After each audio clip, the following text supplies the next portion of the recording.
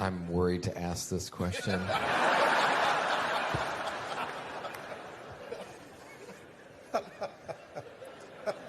Dr. Sproul, take a sip of Diet Coke. How can we overcome the view that the Old Testament portrays an angry, unloving, non-gracious God?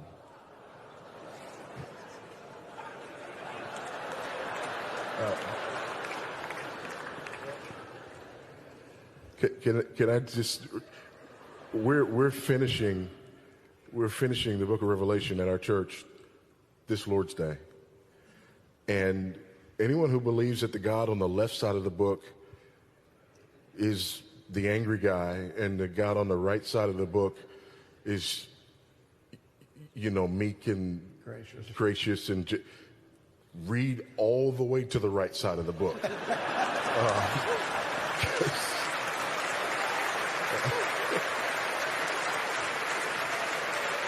Yeah. And the key, of course, is, and I think this goes back to the other question as well, about, if he just wants us to be with him for eternity. Because the fact of the matter is, God is glorified when he pours out his wrath on sin and unrighteousness. And he is no less glorified by that in the New Testament. I would argue more so than he is in the Old Testament. And so that has to do with his wrath against sin.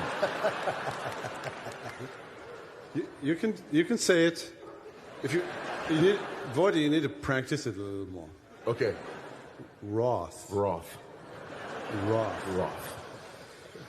Everyone has heard Dr. Sproul's sermon on Uzzah and the Ark. I mean, some of us have heard it many times, and it gets better every time we hear it.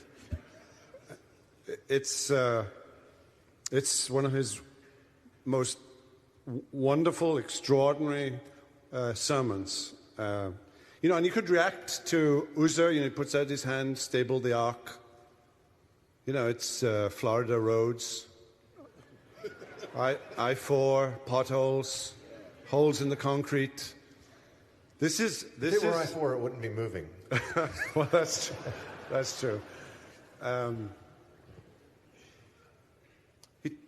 He touches the ark. Now, everything about the story is wrong. The ark should never have been there. Kohathites were supposed to be dealing with the ark, then not touching it with poles, and so on and so on. But God strikes him dead. And you could respond and say, well, that's Old Testament. And then, okay, let's go into the church of the New Testament, post-Pentecost, and you've got Ananias and Sapphira about the price of a piece of real estate that the church may or may not have had any business knowing anyway, and he strikes both of them dead. And that's the New Testament. That's post-Pentecost, still in the flush of Pentecost. Let's get back to the early church. Yeah, let's get back to the early church. It's way too simplistic to divide the God of the Old Testament and the God of the New Testament. There is a difference, though. One of the ways that I answer that question is to remind people that only once in all of the Bible did God kill an innocent man, and that was in the New Testament.